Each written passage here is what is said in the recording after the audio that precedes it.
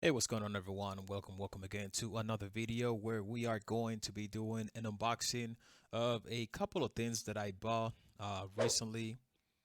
I'm gonna kind of show you what I am going to try to do, but this is some stuff that is not very common out there for people doing any sort of simulation, if you will. So I'm gonna start just unboxing this thing here, so just to give you an idea, because it's not that straightforward to explain. Um, but I guess what I am going to try to do is add some sort of DYI bass shaking or bass shaking to my cockpit, and I am going to try to attempt to do that using this uh, Dayton Audio Mini Bass shaker here. As you can see here, I bought two of them, and the plan is to find a way where I can pretty much hook them up on my cockpit that I have right here to add some sort of vibration or haptic feedback, if you will, to the actual cockpit. So that's pretty much the game plan. It's not gonna be an easy task because I'm gonna have to do some soldering, some cabling, and of course I got to find a way where I am going to, or find a way to hook him up to my copy here, which is not that very straightforward because I am using a Playseat copy, and it is a tubular copy, which it's not that easy for you to start hooking up and adding things on the copy like you will with the aluminum profile type of copy. This one it's is going to be a bit of a challenge for me. So the plan is once I get this hooked up on my carpet and all cabled up, I am going to download SimHub, and that's pretty much what I'm going to be using to tune it in a way that I can feel some sort of I don't know feedback when I am driving, or I'm not sure if I'm gonna be using this cockpit at any point for flight simulation because it's not that easy. I'm gonna have to find a way to set up the throttle and set up the fly stick, and I really don't have a lot of room for improvement on this cockpit because it's just basically it is what it is. So the reason I didn't buy a aluminum profile was because of the space, which is very limited here. And aside from that, I was also doing the math as to how much I was going to end up paying for the entire cockpit. Because if I have gone with a aluminum profile, I will have to buy a separate seat, and the seat it was almost like 600 euros just the seat. Like for them to ship it here where I'm at, they were going to charge me around like a hundred and some euros. Plus the cost of the actual seat, and on top of that, you add the aluminum profile cockpit, which was going around 400 and some euros. So it was going to be probably the double that I paid for this one here. Even though with an aluminum profile cockpit, I would have been able to just use it for both flight simulation and racing, because there's a lot of flexibility for you to start hooking things up. But anyway, this is what I got right now, and I'm just gonna try to find a way to improve it. So let me kind of show you here what this is. So this is basically a mini bass shaker. Um, and the game plan, if I can show you, let me show you what I have here. So I bought this. Have it upside down. So I actually bought this, and this is a what do they call that? This is a I'm not an expert in audio stuff. Well, this is a knob sound, and this is going to just serve as I don't know, an equalizer, or it's going to be what's going to be controlling the audio going through this. I have the name actually on my mind, but somehow I completely forgot. So again, so this is pretty much what I am going to be using. Knob sound. See if I can show it to you here. So that's the name, and this cost me, I think it was like almost 30.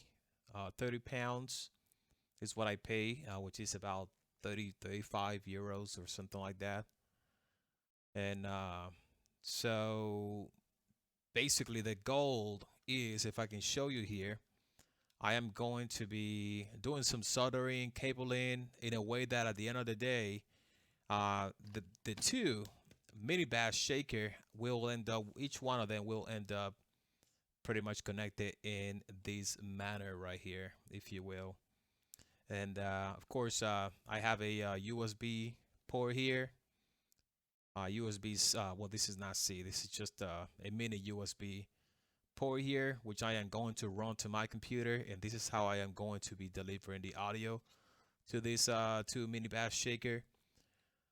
Yeah, so that's pretty much the game plan. And what I am going to try to do is see if I can hook them up either below my pedals, in a way that I can have this serve as front wheel, front left and front right wheels, and see if I get, you know, anything satisfying. And if not, then I'll probably try to, if I can show you, let me move the camera here again.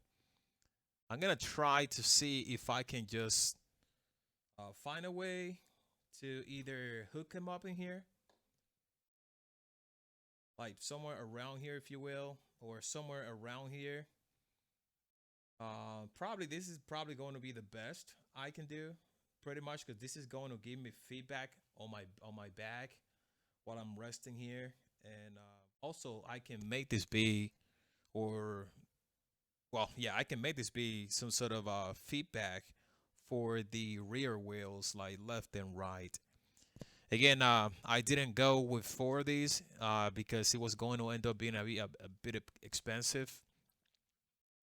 Each one of these like 35 euros a piece. So we're talking about probably just 100 euros, and so worth of, well, more than 100 euros, like 130 probably, worth of just mini bass shakers.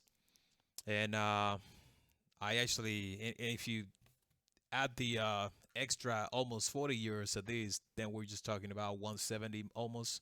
So basically, this is the cabling that I'm gonna be using. I'm gonna be running that, and I am not sure if I got the zip ties. I think I bought a couple of zip ties so I can do a proper cabling on my cockpit, because I don't want to have a lot of cablings going around. And here we got some heat shrinkable sleeves. Heat shrinkable sleeves that you can buy, and I'm gonna be using a heat gun that I also bought here.